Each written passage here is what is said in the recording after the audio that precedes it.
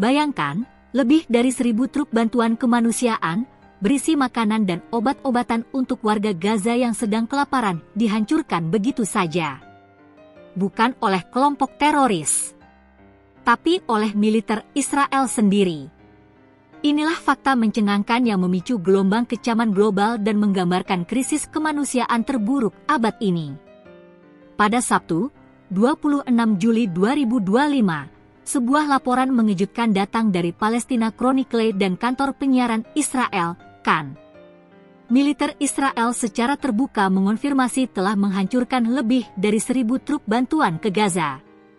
Menurut sumber militer Israel, alasan penghancuran itu adalah karena bantuan tersebut dianggap melanggar mekanisme distribusi. Namun, yang menjadi pertanyaan besar adalah, apakah mekanisme itu lebih penting dari nyawa manusia? Militer Israel menyatakan bahwa ribuan paket masih tersisa dan akan ikut dihancurkan jika tidak segera diangkut ke Gaza. Tetapi inilah paradoksnya jalur distribusi diblokade, dan saat bantuan menumpuk, justru dihancurkan. Tindakan ini memicu kemarahan komunitas internasional.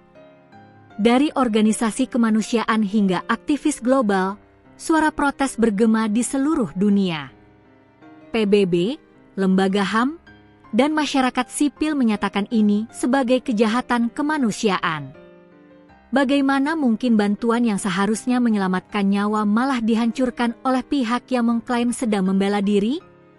UNRWA, badan PBB yang menangani pengungsi Palestina, mengatakan bahwa kelaparan telah menghancurkan seluruh tatanan keluarga di Gaza. Philip Lazzarini, kepala UNRWA, bahkan menyebut, orang tua terlalu lapar untuk mengurus anak-anak mereka. Mereka datang ke klinik kami tanpa energi, tanpa makanan, bahkan tanpa harapan.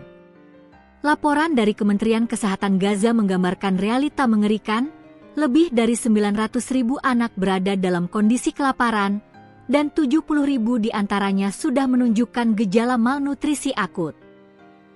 Di lapangan, warga terpaksa bertahan hidup dengan rumput liar, kulit kentang, pakan ternak, hingga tumbuhan gulma. Bahkan di rumah sakit, dokter menghadapi lonjakan kematian karena gizi buruk terutama di kalangan anak-anak, lansia, dan pasien penyakit kronis. Statistik menunjukkan 11,5% anak-anak Gaza kini mengalami kurang gizi akut, angka yang telah masuk kategori bencana kemanusiaan menurut standar WHO. Tragedi ini bukan semata soal penghancuran truk bantuan. Ini adalah bagian dari krisis yang jauh lebih besar, blokade total terhadap Gaza sejak agresi Israel dimulai pada Oktober 2023. Sejak saat itu, Gaza berubah menjadi zona kematian. Akses terhadap bahan makanan, air bersih, listrik, dan obat-obatan benar-benar minim. Dan kini, bahkan bantuan dari dunia luar pun tidak bisa masuk dengan aman.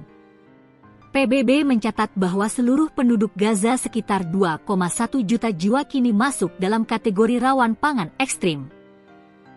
Sebagai bentuk solidaritas, sejumlah aktivis mencoba berbagai cara kreatif untuk menyalurkan bantuan ke Gaza. Salah satunya adalah proyek Bottle of Hope, yakni botol plastik berisi makanan yang dihanyutkan ke laut menuju Gaza. Mereka menyebutnya simbol harapan di tengah keputusasaan. Namun, haruskah dunia hanya berharap ketika solusi sebenarnya ada di tangan mereka yang memiliki kekuasaan dan senjata?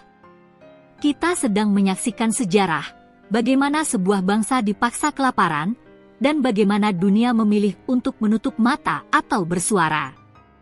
Penghancuran 1.000 truk bantuan bukan hanya soal perang. Ini soal kemanusiaan. Ini soal memilih diam atau bersuara. Jika Anda merasa ini tidak adil, sebarkan informasi ini. Suara kita mungkin tidak bisa menghentikan rudal, tapi bisa menghentikan kebungkaman. Gaza butuh kita. Dan dunia harus tahu